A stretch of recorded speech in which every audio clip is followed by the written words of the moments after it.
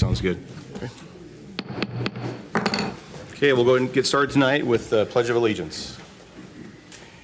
I pledge allegiance to the flag of the United States of America and to the republic for which it stands, one nation, under God, indivisible, with liberty and justice for all.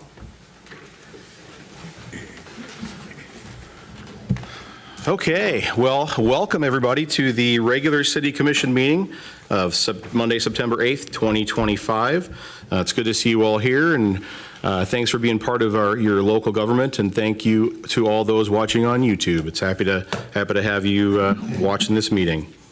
Right now, we'll do roll call. Benson. Here. Birch. Here. Brunick. Here. Sarda. Here. Conkling. Here. Hanoff. Here. Mosier. Here. Spencer. Here. Mayor Villanueva. Here. City Manager Leon. Here. City Attorney Denherter. Here. Okay, item number 2 under routine business. We have the approval of the budget work session of August 18th, 2025, and the regular meeting of August 25th, 2025. Commissioner, what's your pleasure? Move to approve. Second. Okay, I have a motion and a second. Any commission discussion? Anyone from the public? All in favor say aye. Aye. All opposed, nay. Okay, minutes are approved. Next before you is the schedule of bills. Do I have a motion? Move to pay the bills. Second. Okay, I have a motion and a second. Any commission discussion? Anyone from the public? Seeing no movement, roll call. Brunick. Aye. Sarda. Aye. Conkling. Aye. Hanoff. Aye. Mosier. Aye. Spencer. Aye. Benson. Aye. Birch. Aye. Mayor Villanueva. Aye, bills will be paid. And I'm also going to take a second here to, I typed something up and I'd like to read it to everybody before our city manager's report. What I want to say is, good evening, neighbors. As many of you know, I've had the honor of being a firefighter for approximately 23 years, most of my adult life. First for the city of Omaha, now with the Yankton Fire Department. I remind you of this again because I would like to start this meeting this evening with some perspective and remembering a solemn day that will be upon us this week. I would be remiss as a first responder not to remember all lives lost on that day.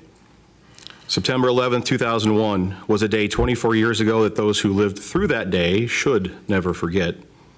Terror arrived on our nation's doorstep, but even as brave men and women swiftly sifted through mountains of broken glass, twisted steel, and precarious piles of rubble, they never gave up hope, all while our nation was under attack. The following week, that fateful day, not a single business in Omaha had an American flag left to sell. Every home on the block I lived on, and most in the city, proudly displayed our nation's colors, a testament to the countless men and women who have bled and died to secure its freedom. I have never felt so united as a community as I did for many months following that heinous attack on our nation. And it truly gave me perspective.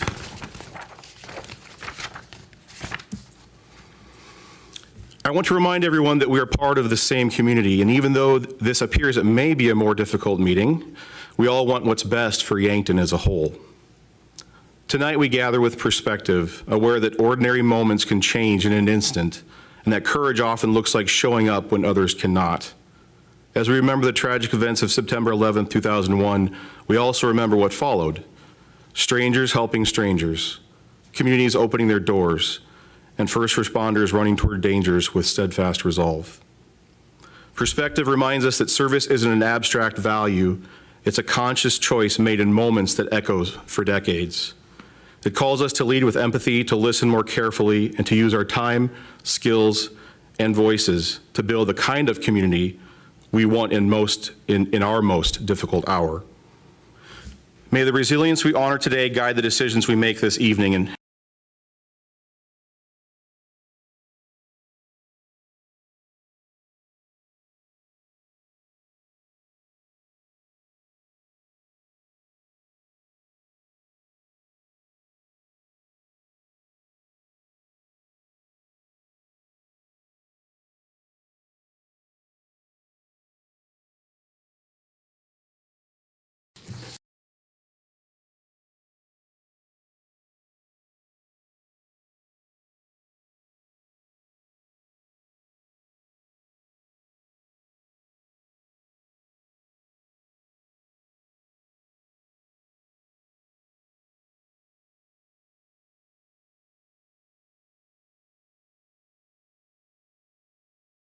And next, we'll have the city manager's report. Federal Aviation Administration. That sounds a little more interesting than it actually is. All it's really saying is that if we are awarded a federal aviation grant, we will be making sure that the contractors do their due diligence to be sure that they're looking to procure any disadvantaged businesses that might be out there. So they're actively pursuing and going through the federal requirements to look for any disadvantaged businesses, and there's all types of federal requirements there. So if you see that and my name attached to that, that's what that is. Also, your schedule of bills, if you notice, looks a little bit different than it had in the past. That's due to our financial software that is new to us, Cassell. Lisa and her staff did the best they could to make it look as close to what you're used to and the public is used to looking like in the past. But we have the ability to make some changes, so if there's something that you don't see that you would like to see, or you would like it in a different format, please communicate with her, and we can do our best to try to make the changes. But it does look a little cleaner, I think, and hopefully it's easy for you to understand and see where we're spending the public's dollars. Couple of things, too, coming up. Next meeting, we will have the recommendation from the Special Events Committee. So Luke Yeomans is right now working with a number of community members who put on special events so that they are aware of those recommendations. There's 3 of you who are on that committee. And the committee members will be here to talk through some of those changes and recommendations for you all, because we would like the commission, of course, to take action if you agree with the committee's recommendation. So that'll be at the next meeting. Also at the next meeting, there may be a little bit of a different look here. Lisa may very well be in this chair, and Rael may be to my right, Rael Hummel, our Deputy Finance Officer. I'll be flying back that morning from a weekend away, and if my airline experiences this summer are anything like they have been, I'm not going to get here on time. I'm supposed to land at 1 o'clock, but all the airlines have lied to me all summer long, and so if I don't get back here to Yankton, we have a backup plan, Lisa and Rael. I'm going to try to get back here, though, to the regular meeting, so we'll try it. I got a 5-hour window, but that doesn't mean much with United Airlines or Delta, it would seem. So, also, I wanted to just let you all know how I'm going to handle something unless you tell me otherwise. The first week of October, I'll be attending the South Dakota Municipal League conference. I also have a state E911 board meeting, both which I need to attend for various reasons. The E911 board will pay for one overnight as well as the mileage reimbursement. SDML is the conference, so that's the city will pay for the hotel, of course, and the travel. So what I thought I would do is split it, have E911 pay for my travel, the mileage, and then we'll pay for the conference, which will be hotel, and the meals are included in the hotel. So if that's okay with you, that's how we'll do it. If not, let me know offline and we can explain it. I just thought since we were already going to pay for a hotel with SDML, that would work out for them. And I don't want to make it confusing and spend more money sorting it out and splitting it out that way. I'm ready to stand for questions, Mayor, and if there are any from you or the public. Commissioners, do you have any questions for the city manager? Anyone from the public? Okay, seeing no movement. Next, number 5 under routine business is an exciting thing that I get to do, that we as mayors get to do. I'm very happy to present this proclamation to these wonderful people from our, blanking here, Connecting Cultures, thank you. Connecting Cultures. So Connecting Cultures would like to come up to the microphone, and I will be happy to read this wonderful proclamation. I'm happy to speak before the proclamation. Okay, sure, microphone. Yep, it's on, I think, right? I don't think so. It's on the back side. Button on this side at the base. Underneath it for you. That is There you a go. very well hidden button. Thank you. Thanks, Bill. So I'm happy to present Welcoming Week proclamation to our city. I'm a proud resident of Yankton. All of you obviously care a lot about our community. We want to come together.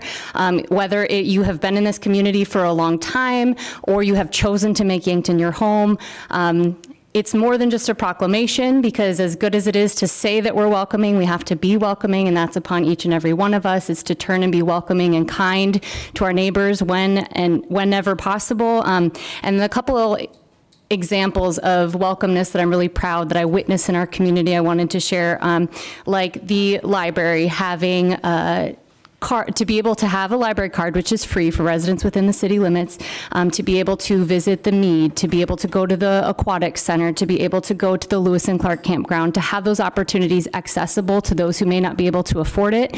We need to be welcoming to everybody of every financial status, of every background, of every physical ability. Another one that I just saw recently as well, the Missouri National Park was working with ABS to provide them with handicap accessible fishing lines. Yankton is welcoming. It takes actions, it takes intention, and it takes follow through. And I just want to, you'll hear in the proclamation, but I'm proud and I do see that within our community, and it's going to take continued work to do so. So thank you. Well, thank you, Sarah. That's a wonderful perspective. So, I also want to say this too. I smile every single time I walk into a business and I see that wonderful connecting, that right there. Every time I walk in somewhere, I smile every time I see that. And a reminder, that's the 22 most spoken languages in our area, including Lakota, Dakota, Czech, Norwegian, Spanish, all of those. Very effective. I really appreciate that. Okay, so the proclamation for Welcoming Week 2025. This September, our Yankton, South Dakota community will come together to find common ground with our neighbors, seek similarities within our different cultures and perspectives, and deepen our commitments to building a stronger and more resilient community of Yankton. We are much stronger when we embrace our similarities and differences, and the members of our community do just that by sharing food, music, art, conversation, and more. While this week provides an opportunity to pause, reflect, and plan for the next phase of welcoming work in Yankton, our community prioritizes a spirit of welcoming year-round. Welcoming is a core part of who we are and who we have always been, and Yankton will continue to choose connection, courage, and love over division, fear, and hate. Now, therefore, I, Michael Villanueva, Mayor of the City of Yankton, South Dakota, by virtue of the authority vested in me by the Constitution and laws of our city, do hereby proclaim the week of September 12th through 21st, Welcoming Week 2025. I call upon all the people of Yankton to join together to build stronger communities across our city and this area. Thank you.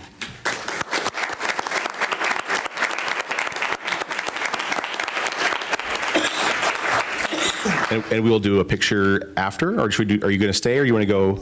We can do a quick one. Fair enough.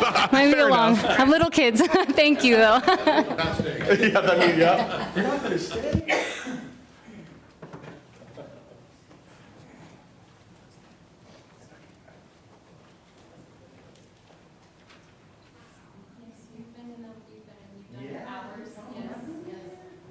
Okay, so I always get this wrong every time I do this. So, right there.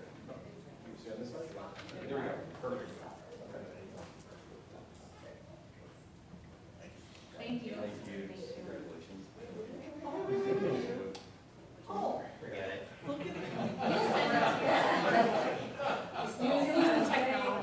We'll get you one, Jay.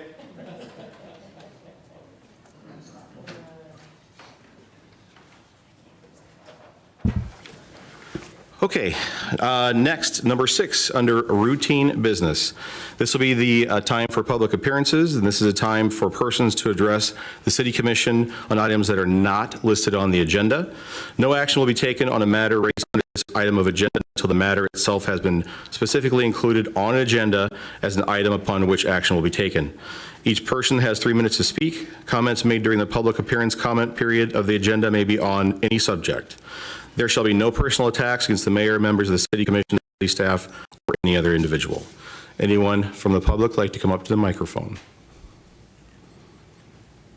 Okay, I'm seeing no movement. Mayor, I'd like to say something. Oh, yes. I just want to thank Adam and his staff the road crew from the city.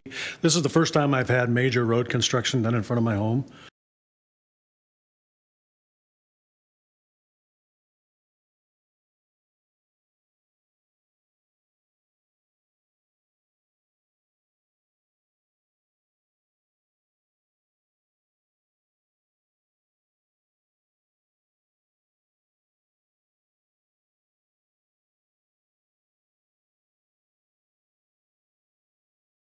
Memorandum number 20.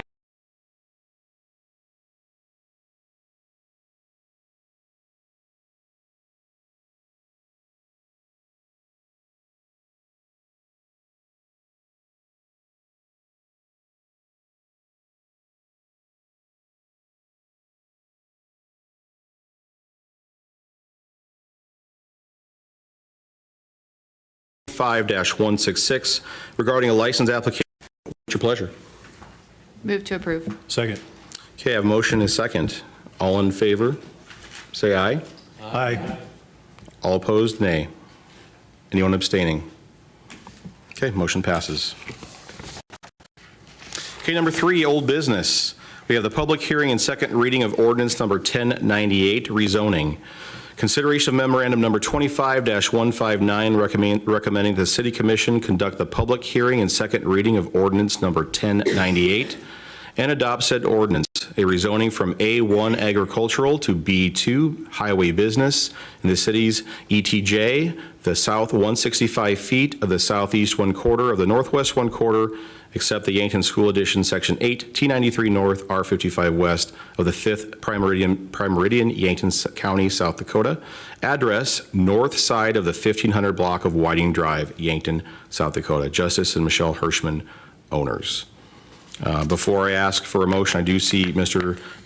Hirschman's here. Would you like to say anything before we move? No? Okay, just want to make sure. Okay, so Commission, what's your pleasure? Move to approve the motion? Second. Okay, I have a motion and a second. Any discussion? Should we hear from? Oh, Should we hear from our? Mr. Beese? Yep. Yeah, good, sure, you bet. Just cover it up for the Fair everybody enough. watching. Thank you. Thank you, Mayor, Commissioners.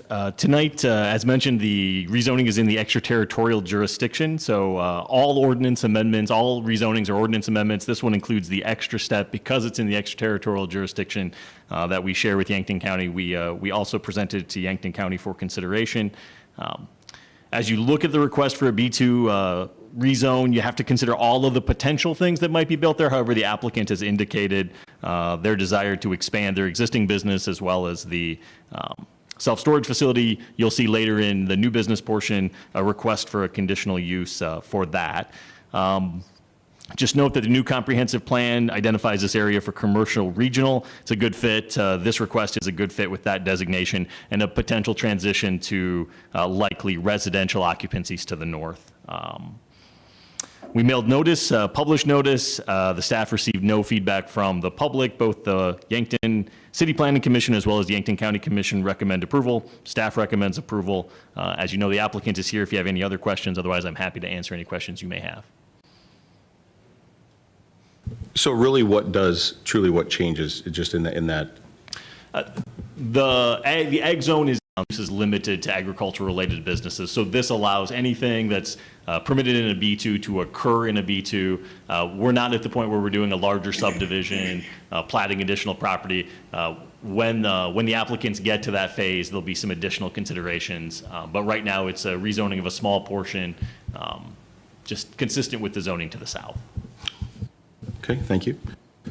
Any questions for Mr. Beese?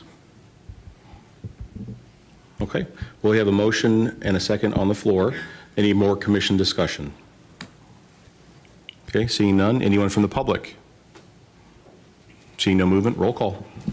Sarda. Aye. Conkling. Aye. Hanoff. Aye. Mosier. Aye. Spencer. Aye. Benson. Aye. Birch. Aye. Brunick. Aye. Mayor Villanueva. Aye, motion passes. Okay, number 2, under old business, the public hearing and second reading of ordinance number 1099, the 2026 budget ordinance. Consideration of memorandum number 25-160, the second reading and public hearing of ordinance number 1099, an ordinance to appropriate monies for defraying the necessary expenses and liabilities of the city of Yankton, South Dakota, for the fiscal year beginning January 1st, 2026, and ending December 31st, 2026, and providing for the levy of annual taxes for all funds created by ordinance within said city. Now, as you can see, there's two parts. There's two parts to this agenda item. So the first one we're going to be voting on will be Part A, and then we'll be going to Part B. So again, right now, we are just on Part A. Commissioner, what's your pleasure? This, Part A and Part B, can you clarify? Well, the Part B of this is the consideration of resolution that would be the fiscal year budget, and then directing the city manager to administer the budget as required by state law. And Amy, actually, if you'd like to touch on that, that would be wonderful. Yes, thank you, Honorable Mayor, members of the Commission and public. So this does look a little different because typically we don't have two actions on one item, but the budget is one that we do. So the first one is the consideration of the actual budget. So that is as presented, the budget that was presented to you on the 18th, I believe was the date, and as is provided by staff to you in the packet, as well as to the public on the website. So if there are any amendments to that which get approval by the commission, that would require a second reading. So if that occurs, we'll talk through that process as well. But if the budget is approved as is, then it would be treated like a regular motion and then a vote of each individual commissioner. The second part of the motion is adopting the budget and directing me to administer the budget. So that's a second step that says not only do you adopt the budget, but you are giving me the authority to administrate that. As you know, there's certain expenditures that we have to comply with state bid law and things of that nature, and we do that, but there's certain things that once budgeted, the city manager can administrate. Yeah, but this is the resolution that allows the city manager to do that. Also, probably worth just restating that the budget is not the financials. The budget is the plan, and we hope that the revenue comes in that supports this budget. But I don't think it's gonna right now, as I see things. I hope so. I hope I'm wrong. But so there's a very good chance that departments are going to be tightening their belts here, and we won't be spending everything that's in the budget. We typically don't, but we may be looking at doing something different. But best case scenario, you know, our sales tax will tick up, but I don't want. We talk about all the time, you know, oh, it's budgeted, oh, it's budgeted. Well, just because it's budgeted, next year is probably going to be, we're taking a deeper dive and thinking not only is it budgeted, but is the revenue there to support it? And is it a want, or is it something that we really need to do? Is it something that will, you know, be a good investment into the future? So I'm happy to answer questions. Many of our department heads are here if you have questions about their budget. And of course, Lisa and Dwayne have a good handle on the budget too if people have questions. Okay. I would make a motion to approve the budget as presented. A second. Point of order, my light was on first. Your light was on. That's correct.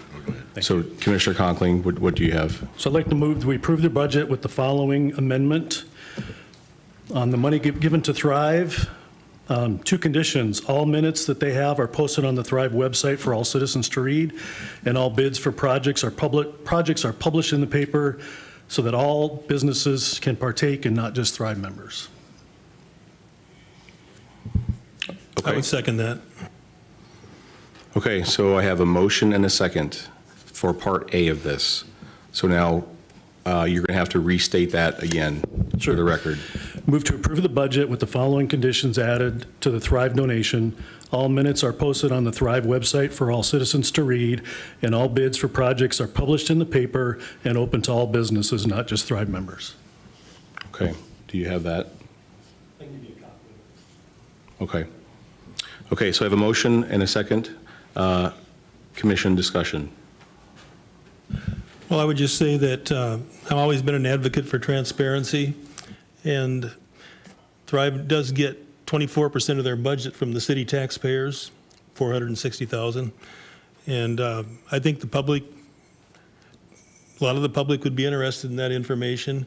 If there's a need to redact any immediate sensitive economic development leads, I think that would be acceptable, but the public's interested in gaining a greater understanding of how Thrive operates. Okay, any other commission discussion? Yeah, can we, I guess I'm trying to figure this out because, Ross, and maybe legally, is that even anything we can require or ask? I mean, that is,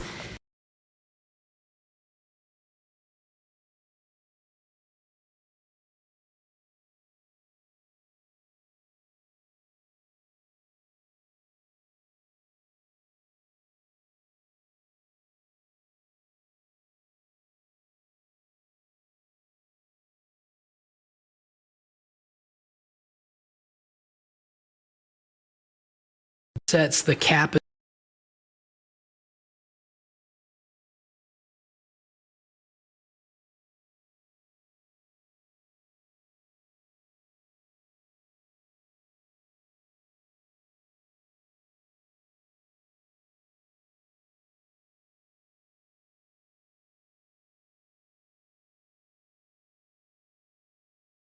As far as what the city can spend, but the city, is the will of this commission. I would view that from a practical standpoint as a condition in which the money is released from the city. So it essentially functions similar to the way the motion was passed. I just don't know how that would become a part of the budget ordinance from a legal, technical standpoint. I've not seen this done this way before.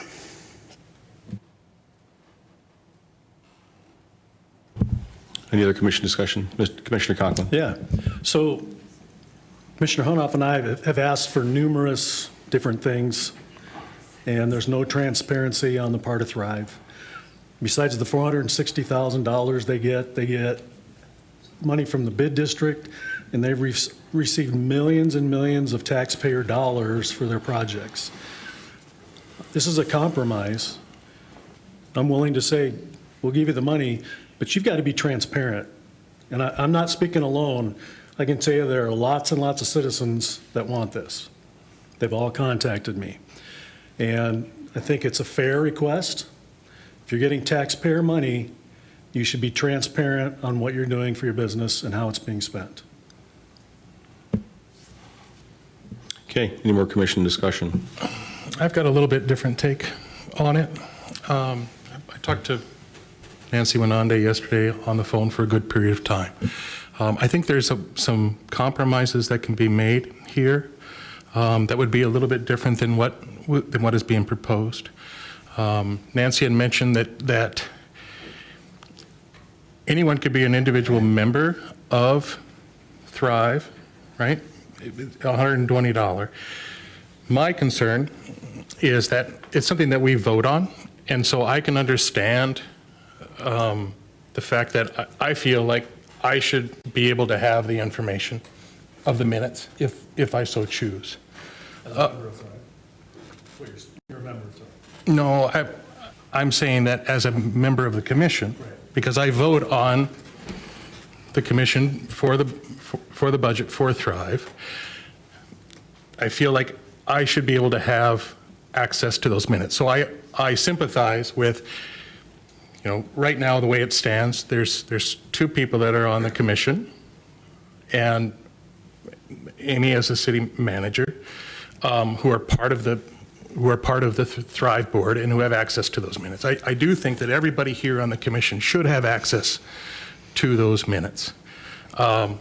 With talking with Nancy, she had mentioned that anyone could be a member for $120, okay? With that membership gives you access to the minutes, as my understanding. Access to the minutes and access to the minutes for the last 3 years, okay? So that's my understanding of this. And so my thought on this process was to fund at the 460, which is what we have talked about. But along with that, or as part of that, pay $840, which would be the cost of seven individual memberships to Thrive, okay? So that way, all nine of us on the commission would have access to those minutes. That would be a way that that everyone who's on the commission has access to the same information. So that's how I feel like I have legs to stand on as far as being able to vote. I feel like I need to be informed if I feel like I need to, right? So that's where I'm coming with this proposal. That I know it's not what you're proposing, Commissioner Conkling, but that would be my counter to that. I think that there can be transparency. Now, with that, you do have to sign an NDA, right? But you have access to those minutes, and then we as the nine of us, right, we vote on this budget, but we can have an informed vote, which I think is important. So that would be my counter to that. And I'd be, I'm sure you have counters to that, but I just wanted to state my point of view. Commissioner Conklin, go ahead. Your statement makes a lot of sense.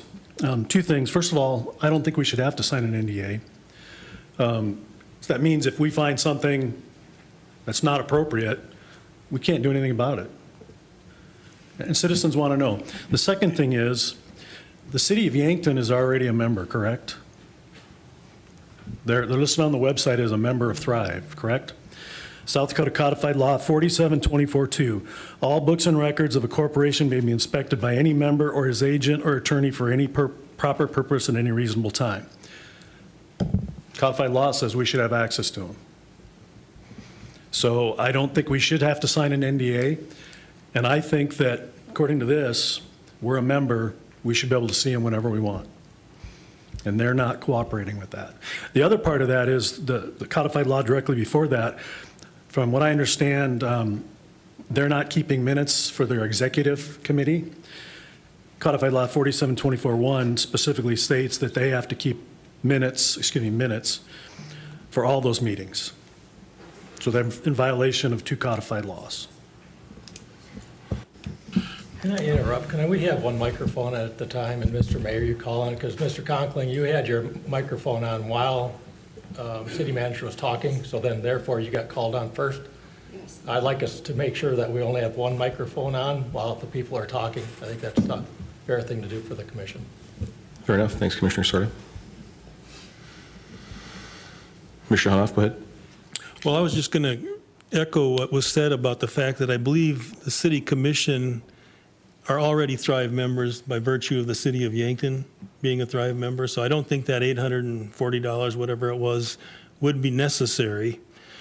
And I would also say that, that statute that I think Commissioner Conkling mentioned doesn't say anything about a non-disclosure agreement. And I don't know if you mentioned this, but this applies to nonprofit corporations. And this is certainly an example of a nonprofit corporation. Yeah, I mean, that's the point. If we would see something that we think, because the public contributes to Thrive, we think the public would be interested in knowing, that NDA would prevent us as elected officials from sharing that information.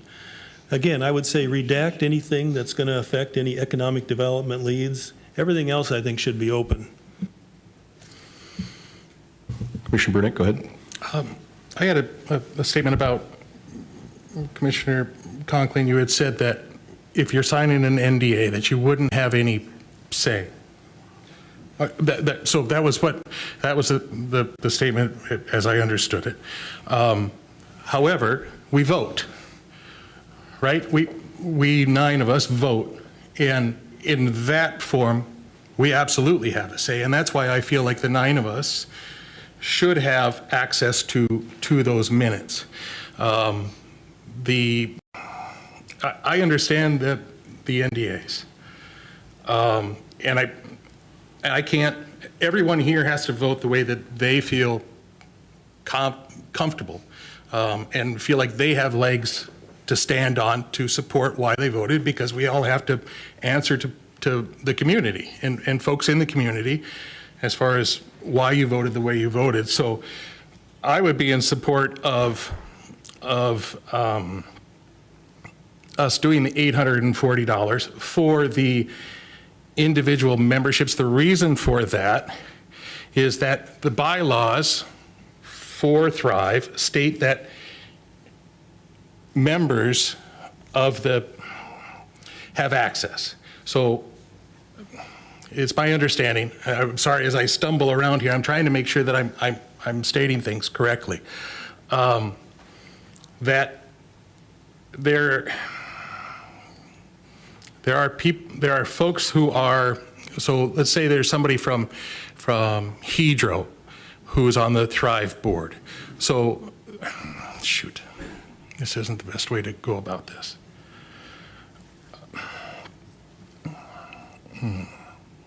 Apologize. We have the 9 of us that are on the commission. The way that it's written in their bylaws is that members have access. And for us to all have access to it, because there are primaries, right? There's the 2 commissioners and there's the city manager who are on the boards. They automatically have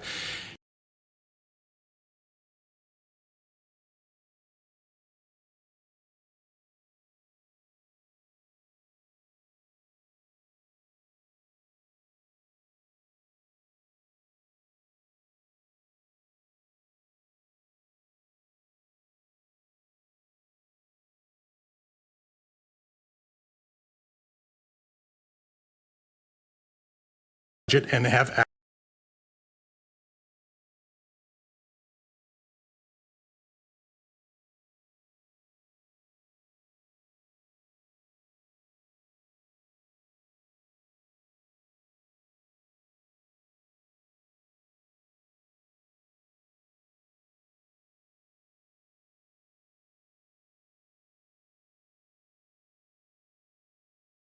access to the minutes. Thank you for the opportunity to address the commission tonight. I do have a PowerPoint presentation if Dwayne could pull that up. I felt very popular when I was on vacation in Canada watching the discussion that took place while I was unfortunately able to be available with you this evening.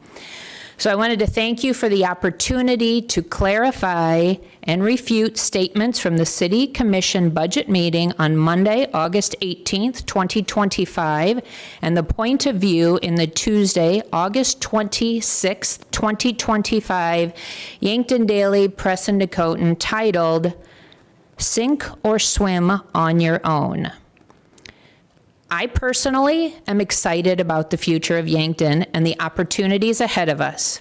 Thrive has a long, proven history of making things happen in Yankton that provide positive economic development results.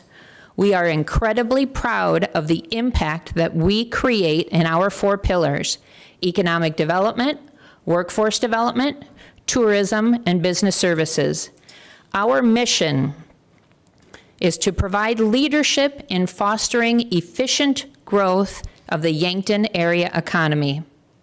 As a reminder, the $460,000 allocation from the City of Yankton is only 24% of our budget. Your budget allocation funds our operations for tourism and partial operations of economic development. My statements tonight are intentional. I am only going to focus on a few topics of public interest based upon the time I have available. Those of you who know me understand if given the opportunity, I could talk for hours about Thrive and our community. So I think it's appropriate for the people to hear the truth as they place judgment on the value of Thrive in our community. I'm going to focus on the key areas that are on that slide up there: property tax, River City Flats, compensation, bids, minutes, TIFs, and how are we going to grow our economy moving forward. So let's start with the property we own. Next slide, Dwayne, thank you. Thrive does own 104 parcels. In addition to the 89 parcels, Garden Estates, highlighted in yellow are the 7 parcels available for development, in addition to Garden Estates. It's true, as you can see on this chart, we do not pay taxes on all of them. By state law, development companies are eligible to hold tax-exempt properties up to $2.5 million in value. And that is from state law 10-4-8.1 and 10-4-15. Also in state law, all property owned within a tax increment district, which will be referred to as a TID, shall have all the taxes paid in full and are not eligible for the tax exempt status that I just referenced. With that being said, of the 104 parcels owned by Thrive, taxes are being paid in full on 97 of them. 6 are tax exempt because they are not in a TID. And 1, the data center, has all the taxes paid in full by the tenant. We are following state law. And speaking of taxes, Thrive is not behind on paying any of our taxes.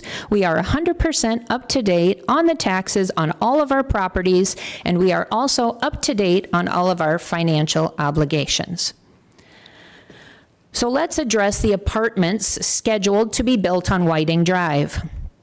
There's a board of directors for the River City Flats project.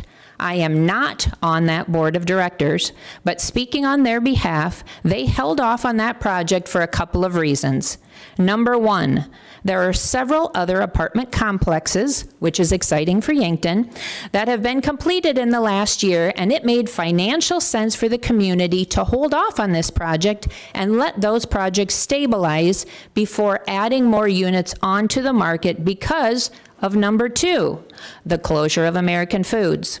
With several hundred people impacted by that closure, the community needed some time to adjust and see how the rental market was going to handle so many people moving out of Yankton.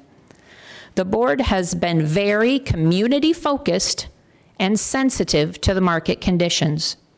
As you all probably remember, Yankton Thrive received from HIF grant dollars. HIF stands for Housing Infrastructure Financing Program, and those dollars came from South Dakota Housing to finance infrastructure needed to complete the housing project. Those monies could only be used for infrastructure and not the actual construction of the buildings. Per the terms of that grant, we were required to build 126 rental units for the $1.26 million grant that we received. All of the infrastructure funded through this grant has been installed and accepted per the terms of that grant. Moving on to my compensation. As a nonprofit organization, not a business, Thrive files a 990 each year, which is public information, and shows my salary is $131,675 in 2024.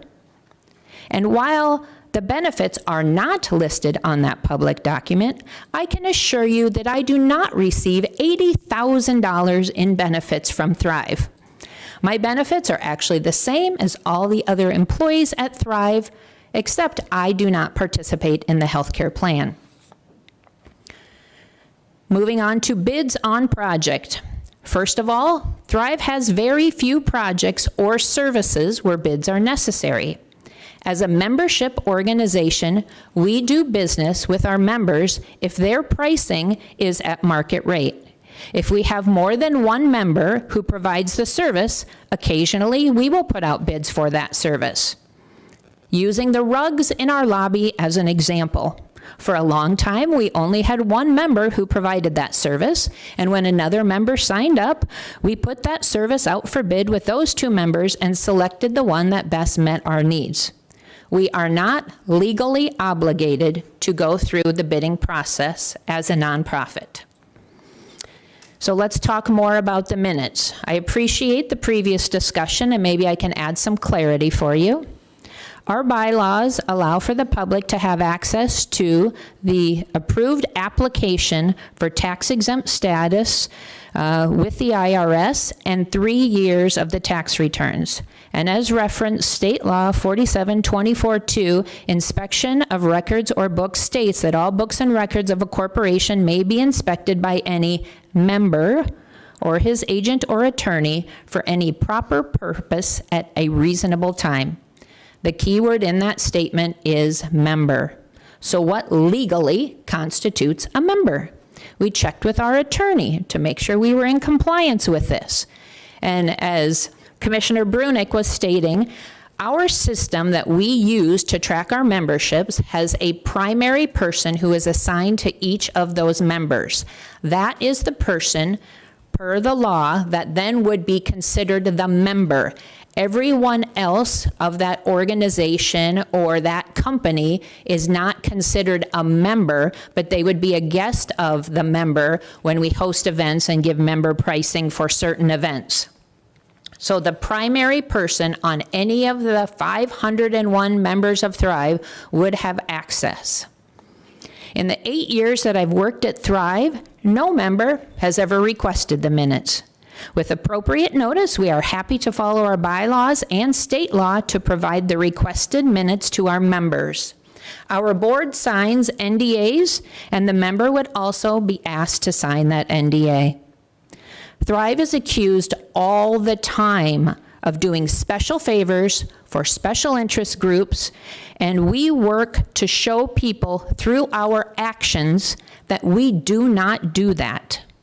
And this is one of those situations where someone is asking us to treat them differently because of the financial support we receive, and that is not in alignment with our bylaws, and we are refusing to succumb to that pressure. We're not trying to be difficult. We are following the law, and we are following our organizational bylaws. It is personally frustrating to be accused of wrongdoing when we are following the law. People might not like that, they might not like how we define member, but that is the reality. So I'm going to move on to talk about TIFs. TIF stands for Tax Increment Fund.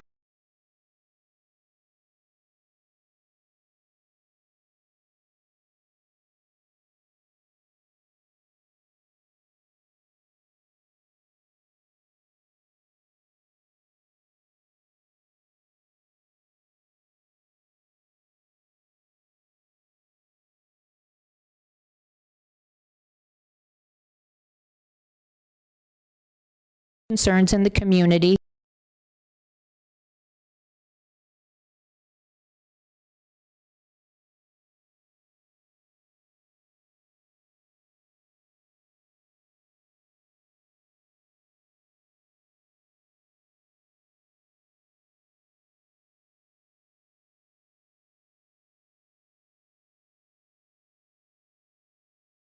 So we stepped up and developed a new Yankton. I can say with 100% certainty, Westbrook Estates, Garden Estates, and the completion of Gale Drive would not have happened without the utilization of TIF. Thrive supports the use of TIF and sales tax rebates. Both are good tools to be utilized for different purposes. I don't have time to explain how similar these two tools are from a taxpayer perspective, but I would be happy upon invitation to come back and explain that to you at another time. Both of these tools have been used in conjunction with expansions and recruitments of new businesses. Let me remind you, this is in no way a burden on the taxpayers. Thrive is responsible for all of the debt for those TIFs. There is no risk to the taxpayer where they would have to pick up the tab.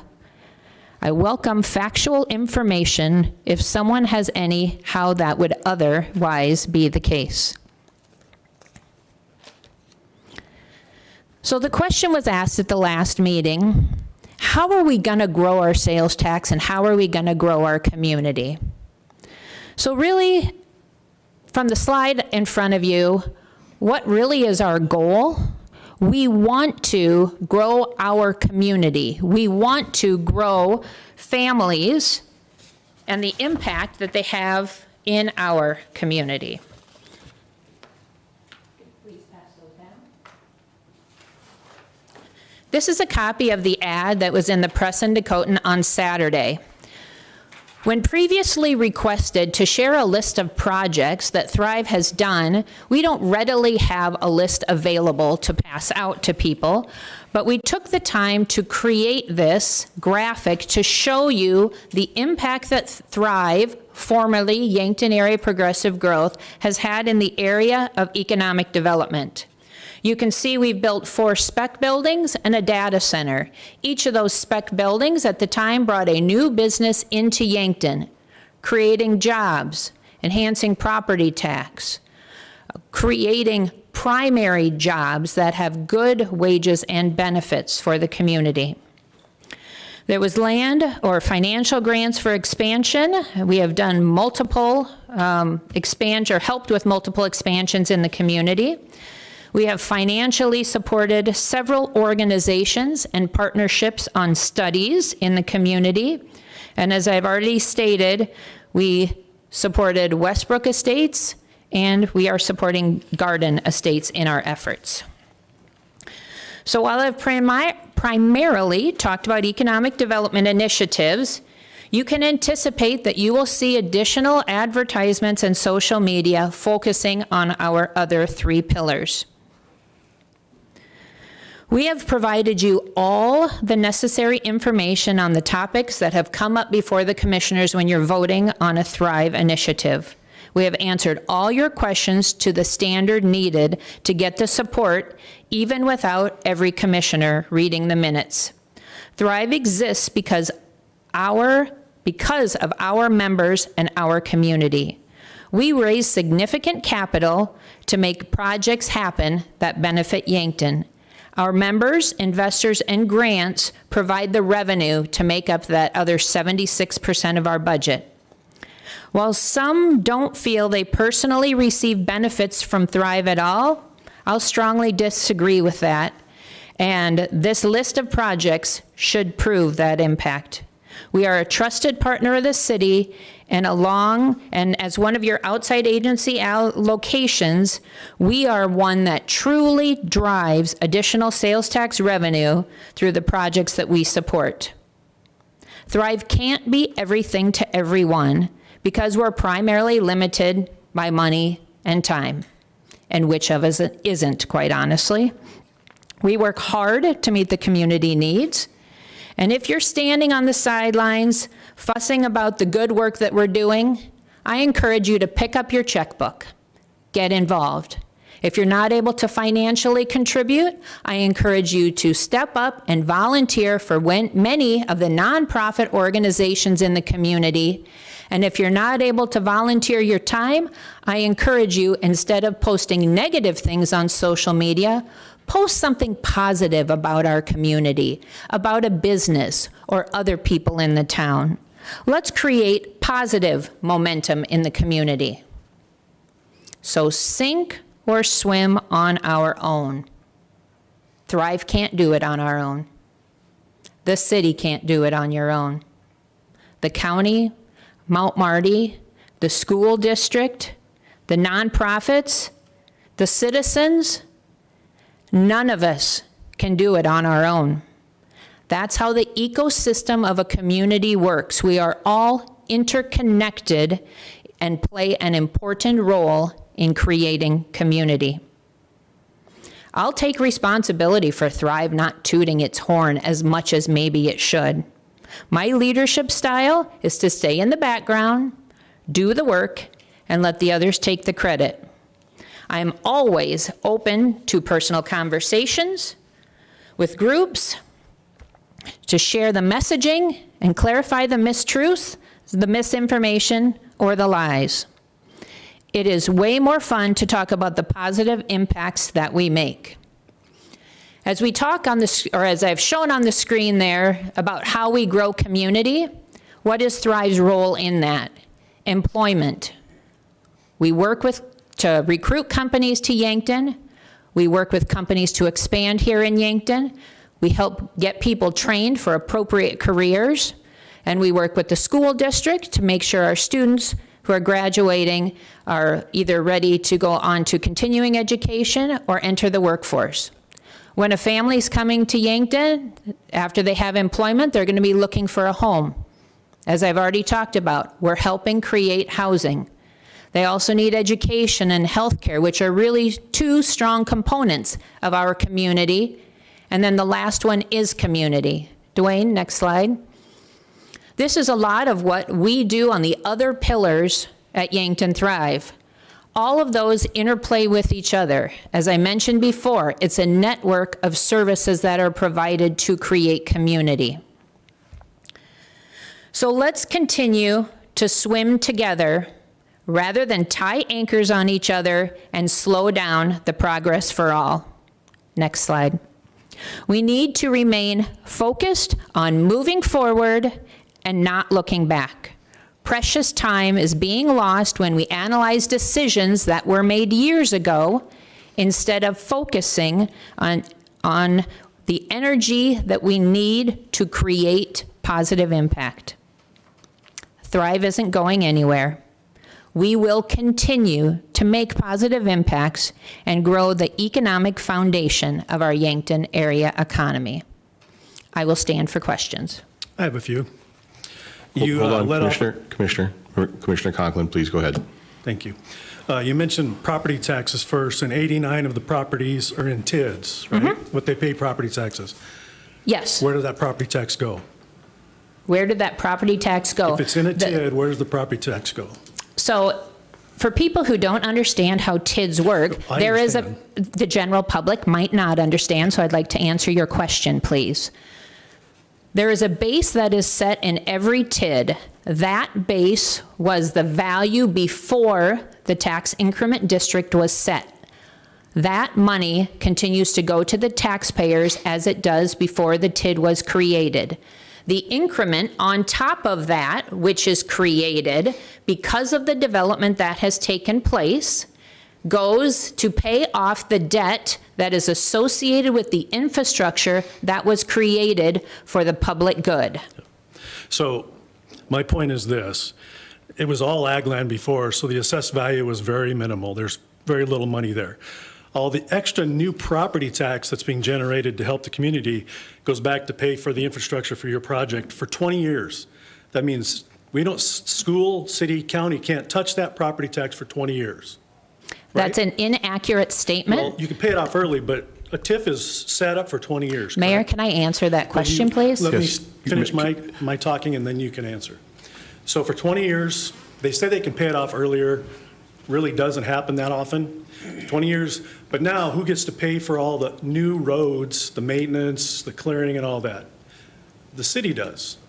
And since there's no new property tax from that development, we all get to pay the difference. The other thing is that all that money is not available, so it puts an extra burden on the city, the county, and the schools, maybe not the schools.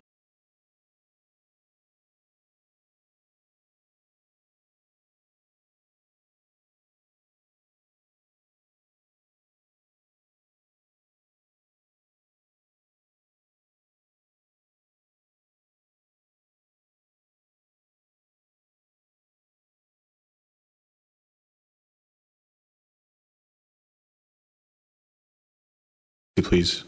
School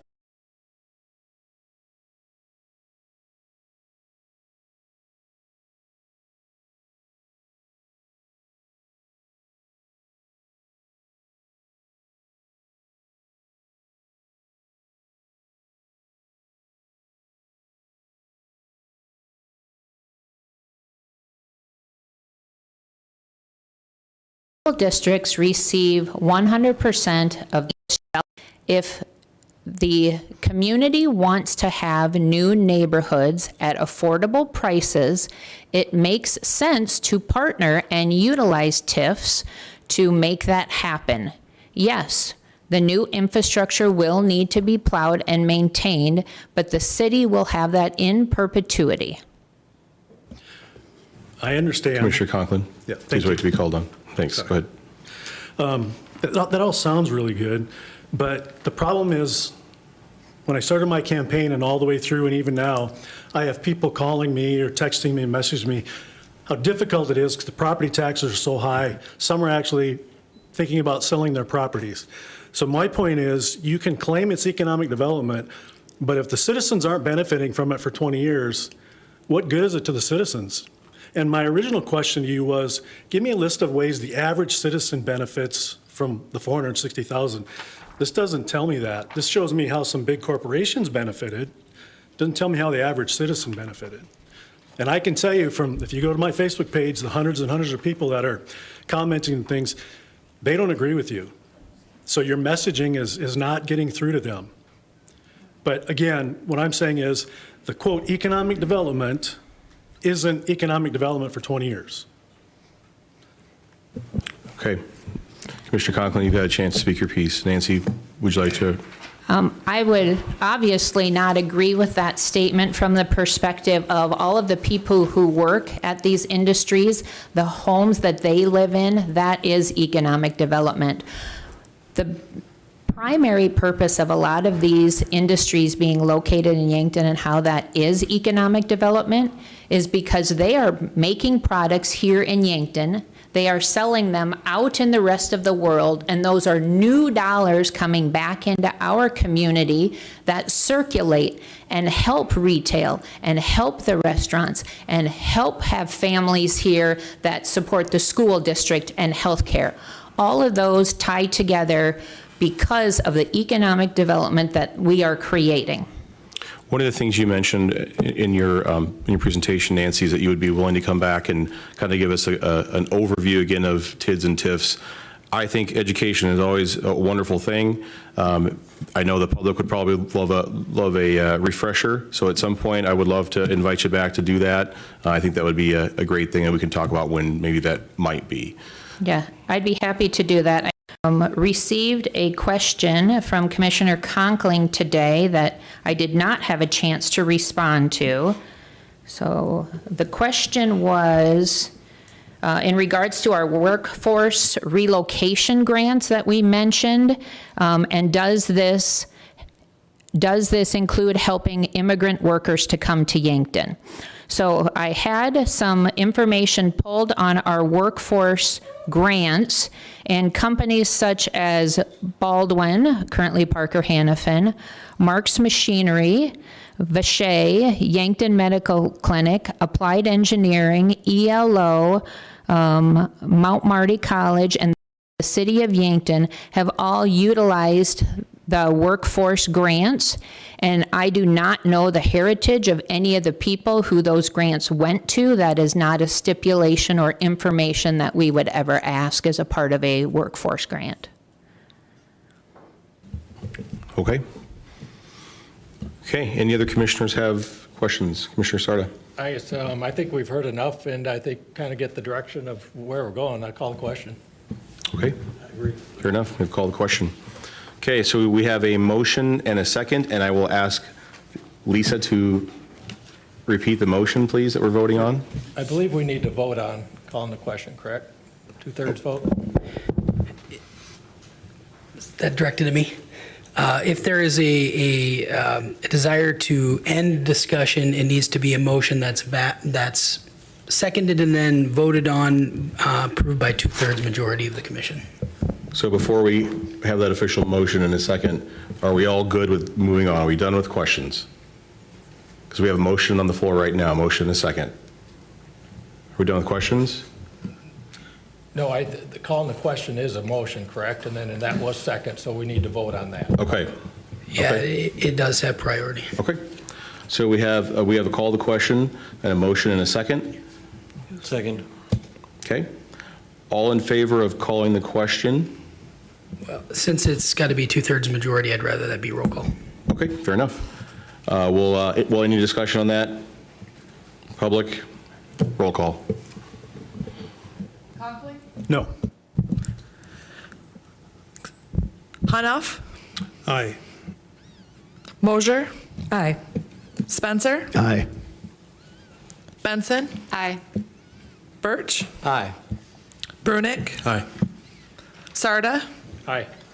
Mayor Villanueva. Aye. Motion passes. Okay, so now we've called the question. We will vote on our motion and second the original motion we have on the floor, which is, again, is Part A of this two-part agenda item. So again, Lisa, would you please remind us exactly what we're voting on? Yes, Mayor Villanueva, the motion on the floor was brought forth by Commissioner Conkling, seconded by Commissioner Hanoff, to approve the budget with these conditions, that Yankton Thrive provides minutes posted on their website for the public, and that they put their bids posted in the newspaper for all to bid on. Is that the correct motion? Okay. So now that we have that motion, we have a motion and a second. We've already had commission discussion. Public, do you have anything you'd like to bring up or come to the mic? Okay. Oh, yes, we have someone. Come on up. Please state your name. Can it be discussed further, Ross? Yeah, this is going straight to a vote. No further discussion. Sorry, Mike. Thank you. That's my fault. Sorry about that. That is call the question. Sorry, everybody. Okay, so roll call, please. Wait, I do have a point of clarification. Yes. Just so we're all clear, this is a motion to amend the budget ordinance. So as a result, this will result in an amendment that will be brought for you to see. You guys are voting on the ordinance as written to be changed, so we will have a second reading. Per statute, any material change at the second reading of an ordinance, if it's beyond a typographical or clerical type error or correction, it must come back before this commission for a second reading. So you're voting on what you'd like to see, and that will be on the next agenda again. If this were to pass. If this is to pass, correct. Okay, thank you. Mayor, if I could just ask a point of clarification, not discussion.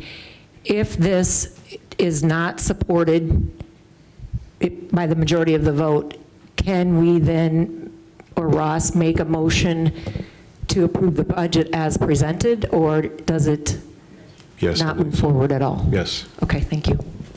I have a point of clarification question too. So if there is a subsequent motion a commissioner would like to make in relation to amending the budget, I just want to make sure we have an opportunity to do that after this vote. Okay. If this fails, the commission has the pleasure to make a new motion of any sort associated with the current budget ordinance. Okay. So roll call. Hanoff, Aye. Mosier, Nay. Spencer, Nay. Benson, Nay. Birch, Nay. Brunick, No. Sarda, No. Conkling, Aye. Mayor Villanueva. Nay. So the nays have it. The original motion then fails. So I will entertain another motion. I would make a motion to approve the budget as I presented. believe my mic was on first. I didn't see whose mic was on first, I have to be honest. Go ahead. Okay, thank you, Mayor. So I'm going to make a statement, and it will be followed by a amendment motion.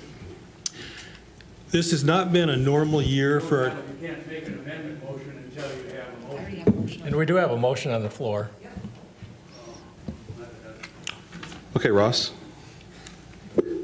Are we recognizing Steph's motion?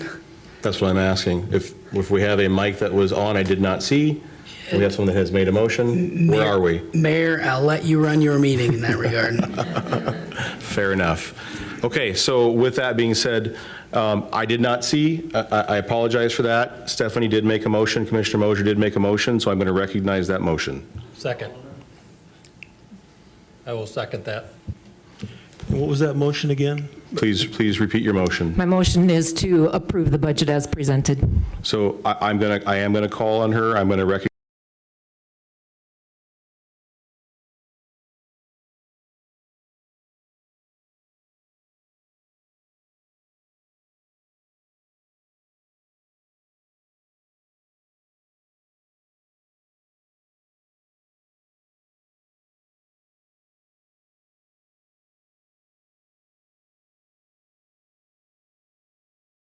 Is drop.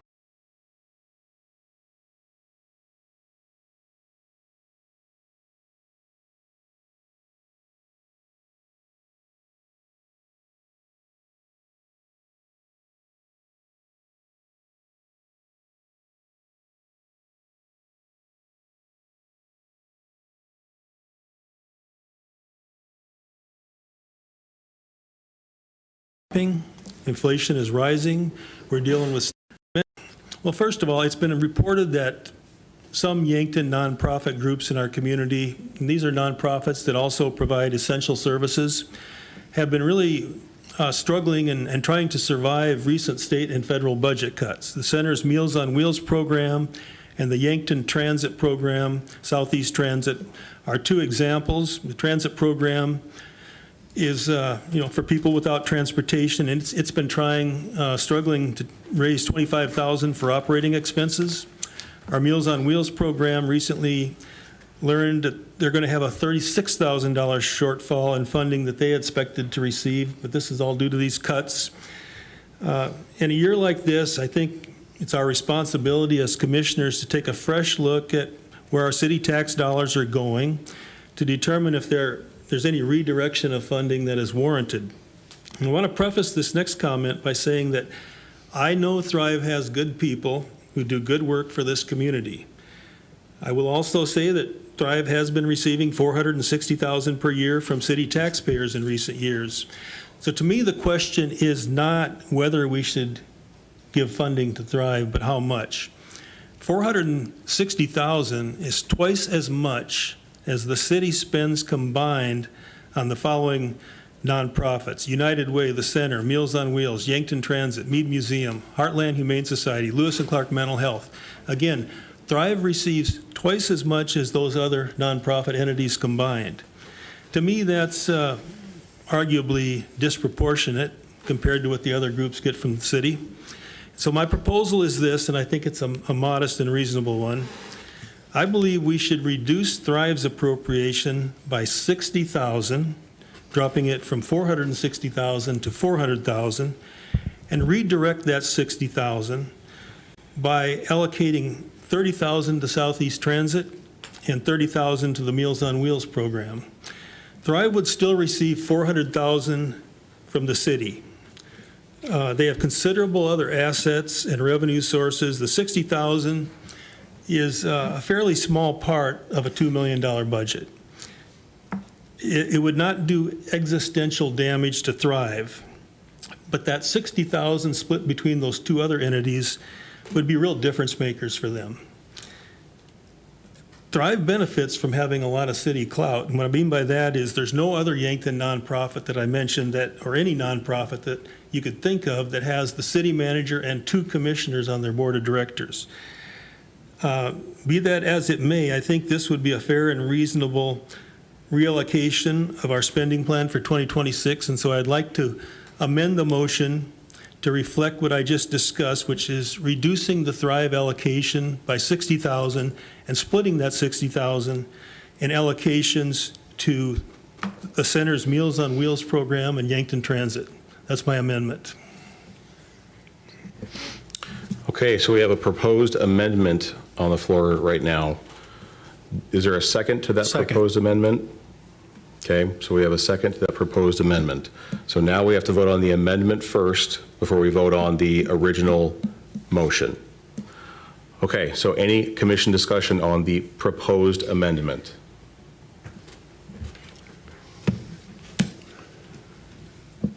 Yes. I guess I have a question for Nancy, if you could maybe address anything you're doing in your camp with personnel expenses, anything you've looked at in the budget that would allow something like to happen, or your thoughts on your budget? I have not done the analysis of if we were having a significant cut, where exactly those cuts would come from. It would be somewhere within tourism or economic development, because that is how we allocate those funds that come into our budget. So I do not have a solid answer for you on that. Yeah, are you fully staffed now, or what is your staff with headcount personnel today? Today, we have 7.5 people, because one of our people is part-time. We have our workforce development director position open. When Rita left that position, we intentionally left it open for a while to have some communications with our manufacturers. Rita had been in that job for 10 years, and so we were doing some analysis of, do we need a person with the skills that Rita had, which was a very good communicator and a very good connector, or is there a different set of skills that our community needs in that workforce development director position? So that position is currently open. Thank you. Thank you, Nancy. Well, while Nancy is up there, any questions for Nancy, Commissioner? Go ahead. I don't have a question, I have a comment. Okay. Thank you, Nancy. I think this is kind of where we disagree and have a problem. Our first responsibility, my first responsibility, is to the citizens of Yankton. We've talked about we may have to cut services, we may have to cut other things to the citizens. Why are we worried about Thrive's budget? The citizens come first.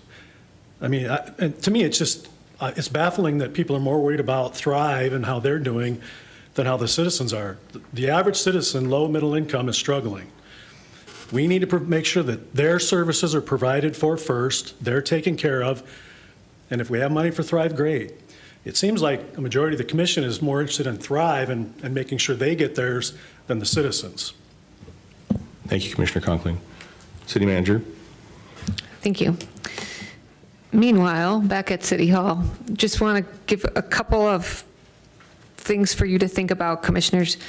This is the budget ordinance, and yes, you can make amendments and pull out things here and there if you want to.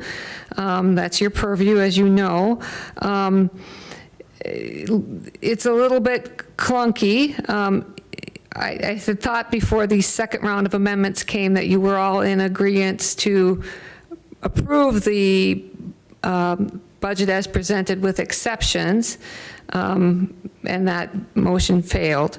But now with some amendments, just to keep in mind, we have a budget for the center. We share in some operating expenses. We do not currently have an allocation for the Meals on Wheels program, and I'm not against Meals on Wheels. Don't put that out there, anybody.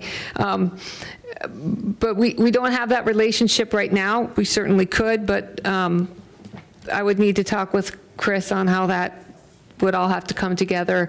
So just so folks know that, we do split, I think it's 50-50 with the county on sharing the building expenses and any capital that comes up there. And then they've typically handled the programming, and I know they're probably subject to some of those things that you talked about. So you certainly can do that if you want to do that, and you can mix up other outside agencies as well, or other things in the budget as well. This is funded out of the BBB, so I suppose we could slot in that would be promotional. We need to think about that a little bit, but just bear in mind too that we would maybe need to do a transfer if you had an idea that you were transferring some money for some type of general city service from Thrive, if that's what you so intend to do. But there is also the ability to, approve a budget, and as we move along, talk to the agencies about where their needs are, et cetera. But that's, again, your purview. But I just want you to think about that in terms of the series or the portion of the budget this is coming out of, because we may need to, depending upon what you do, make some transfers. Correct, Lisa? So that would need to be part of this budget ordinance as well. Would need, if you do a if you make some changes, we have to bring it back next meeting. That's the last opportunity we have to pass a budget. Okay, thank you, City Manager. Okay, so we have an amendment on the floor. Commissioner Brunet, go ahead. I just have a couple of things here. So I'm struggling a little bit because I do agree with transit. Meals on Wheels, those are fantastic programs. Where I'm struggling with is all of a sudden, like completely changing what we're talking about here, and making a move, and having to make a decision right now on that. I was in the mode of trying to keep all of our outside agencies funded as they have been, that is what we've been trying to do. Keep that at the same pace that it has been, so that we're not jerking different outside agencies around, pulling them.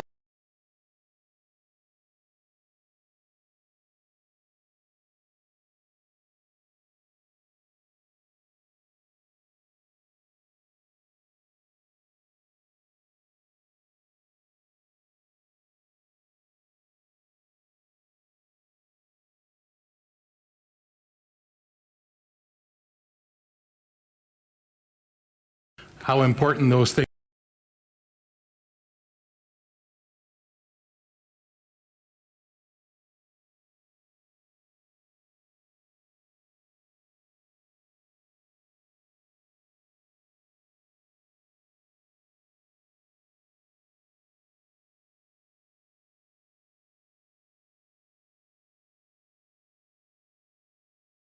are, and I know the financial difficulties that's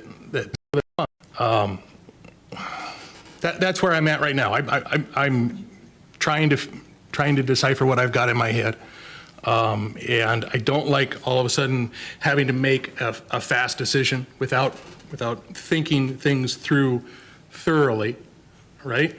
Because I think that when you make rash decisions, you increase your chances of making maybe poor decisions. So that's where I'm at. Commissioner Conklin. Are you in favor for tabling this for a meeting?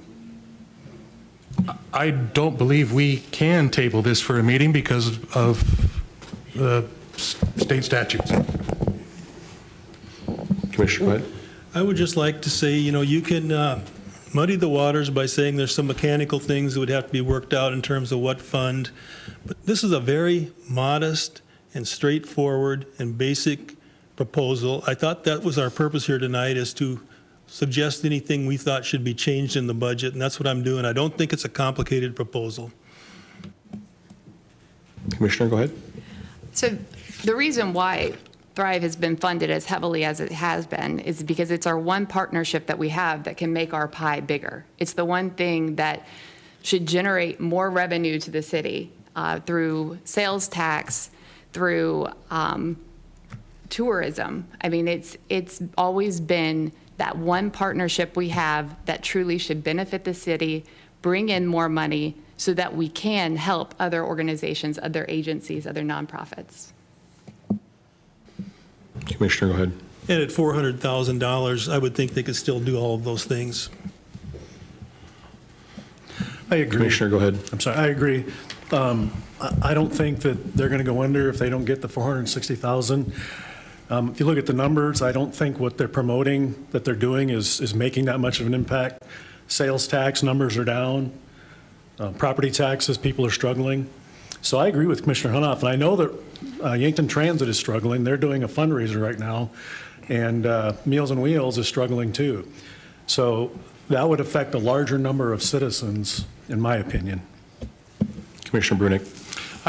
I'm of the mindset of that we stay the course of what we've been doing, and I'm going to go back to the minutes proposal, and that we have access to the minutes, that everybody on the commission has access to the minutes, and we can move forward and make decisions based off of that information. I haven't seen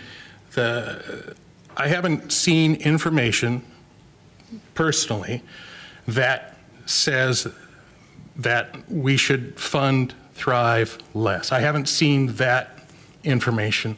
I haven't seen something that I can justify saying that we should pay, that we should go less than what we've done in the past. My thought is that we try to keep these outside agencies. We are struggling. We're struggling with the budget right now, but I think we should try to keep our outside agencies funded as we have in the past and see what this year brings. And then we have to make decisions as far as what we can and can't do. But that's my purview. Clarification. Go ahead, Commissioner. Did you say that we all have access to the minutes? Or we should? I said that I would like to see everyone on the commission have access to those minutes. Thank you. Okay, so we have an amendment on the floor. First, second, Commission, if any further discussion on this? Anyone from the public? Seeing no movement, roll call. Mosier, No. Spencer, No. Benson, No. Birch, As I serve on the board of the center, I have to abstain. Brunick, No. Sarda, No. Conkling, Yes. Hanoff, Yes. Mayor Villanueva. Nay. So the nays have it, so that amendment fails. Now, we do have the original motion on the floor, and that was to pass the budget then here, Part A, as stated. I would like to make a motion with an amendment, if I can. Okay. And that amendment would be that we fund at the full amount minus the $840 that it would be for each person on the 7 remaining people on the commission to have a membership so that Thrive, via their bylaws, can allow any one of us to come in and view the minutes. And then also, I believe, access with an NDA. Can I, that would be my motion to begin with, That would be your amendment. my amendment. Thank you. Okay. So I'll let Lisa finish writing, so we have the recorded amendment. I'll have you read it back to him so we all know if there's going to be a second on this. The amendment on the floor is by Commissioner Brunick to approve the budget as is, except fund Thrive at the full amount less 9 commission membership amounts. Seven commissions, so that would be $840. So if we did it at 460, that would be 459, 160, I believe, if I have that math right in my head. Okay. Okay, so we have, that's the motion. Do we have a second? Okay. Motion dies for lack of a second. So now we're back to our original motion to move ahead with our budget as stated in Part A of our agenda item. Okay, so now do we have any more commission discussion on that? Anyone from the public? Roll call. Spencer, Aye. Benson, Aye. Birch, Aye. Brunick. Can I just get clarification? We're voting on as it is? That's correct. Commissioner Mosier's original to approve the budget as presented. No. Sarda, Aye. Conkling, No. Hanoff, Aye. Mosier, Aye. Mayor Villanueva. Aye. The ayes have it. Motion passes for Part A. Now we'll move on to Part B, consideration of resolution number 25-34, adopting the 2026 fiscal year budget and directing the city manager to administer the budget as required by state law. Commission, what's your pleasure? Move to approve? Second. Have a motion and a second. Any commission discussion? Anyone from the public? Seeing no movement, roll call. Benson, Aye. Birch, Aye. Brunick, Aye. Sarda, Aye. Conkling, Aye. Hanoff, Aye. Mosier. Aye. Spencer. Aye. Mayor Villanueva. Aye. Ayes have it, motion passes. Thank you all for being patient with me during that. That's a lot of motions and amendments, and so thanks for having grace with me getting through that. Appreciate you all being here. Thanks. So we'll move on. Item number 3 under old business, public hearing and second reading of ordinance number 1100, amending city ordinances chapter 2 and chapter 17. Consideration of memorandum number 25-161, recommending that the city commission conduct the public hearing and second reading of ordinance number 1100, an ordinance amending certain administrative provisions in chapter 2 and chapter 17 of the Code of Ordinances of the city of Yankton, and adopt said ordinance. And before I take a motion, I'll have Lisa just kind of walk through this for us, if she wouldn't mind. Thank you, Mayor Villanueva. The main reason for this ordinance is because we had to change our election dates per House Bill 1130. So these two chapters addresses the date to move from April to now the second Tuesday in November. And then chapter 17 is also included in this ordinance change because we have planning boards that are affected by these date changes as well. Okay, city manager. Just want to also let the public know that this also delineates that our commission liaisons on certain boards and commissions are voting members. That wasn't specified previously, so we're making sure that that's specified. So they are voting members of those boards and commissions. Okay, thanks for that clarification. Commissioner? When would that take effect if that's successful? Would they become voting members January 1st or immediately after the? I think I'd say 20 days after publication of this ordinance, Ross. Yeah, in fact, we've never been asked that question directly, but there's nothing under our ordinance that says they're not voting members. So we are simply adding it in to confirm that they're voting members. Does that make sense?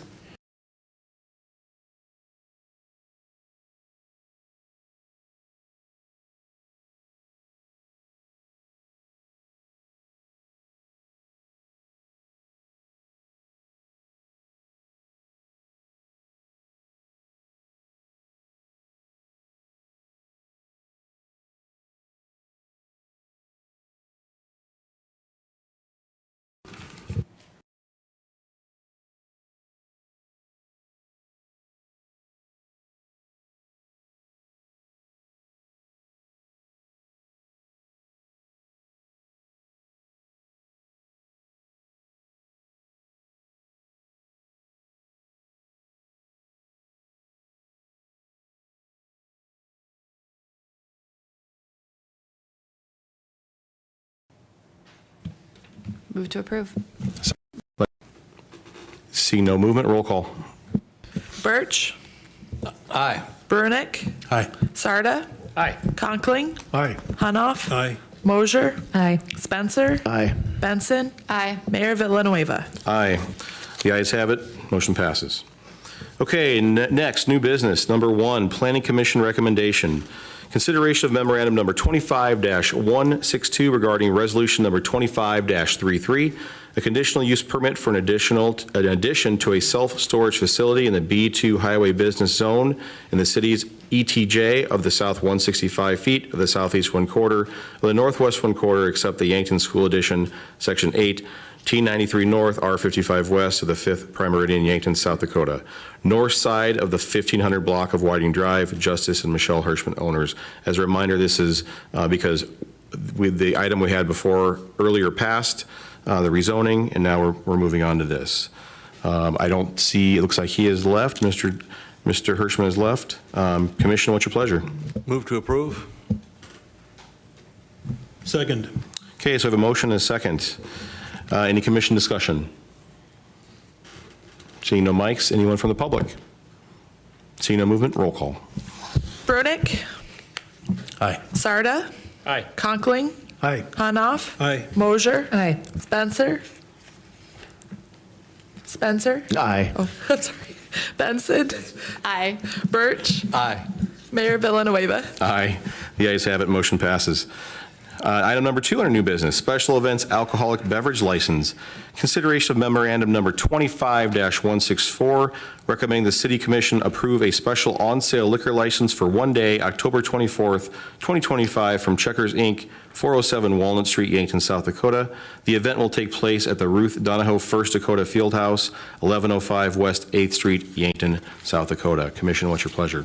So moved. Second. Okay, so we have a motion and a second. Any commission discussion? Seeing no mics come on, anyone from the public? No movement, roll call. Sarda? Aye. Conkling? Aye. Hanoff? Aye. Mosier? Aye. Spencer? Aye. Benson? Aye. Birch? Aye. Brunick? Aye. Mayor Villanueva? Aye. Motion passes. Number 3, special events alcoholic beverage license. Consideration of memorandum number 25-165, recommending the City Commission approve a special on-sale malt beverage and wine retailer's license for one day, December 31st, 2025, from the Center, 900 Whiting Drive, Yankton, South Dakota.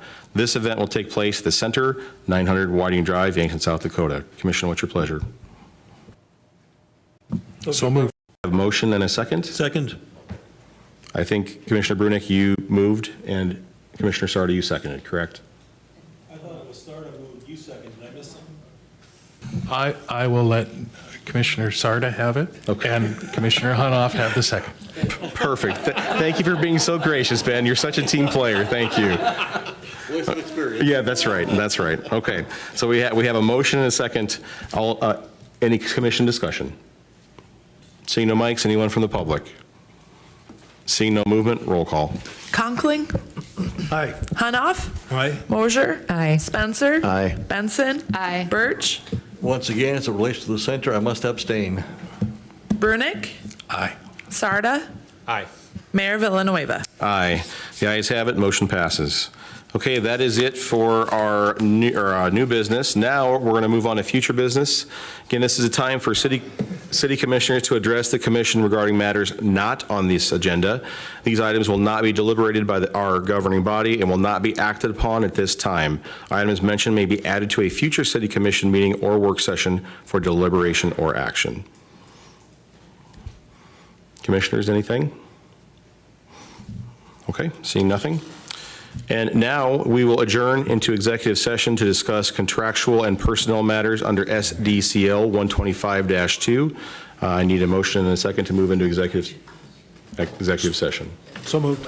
And there will be no action. Second. Okay, so I have a motion and a second to move into executive session. All in favor, say aye. Aye. All opposed, nay. Okay, we will adjourn into executive session.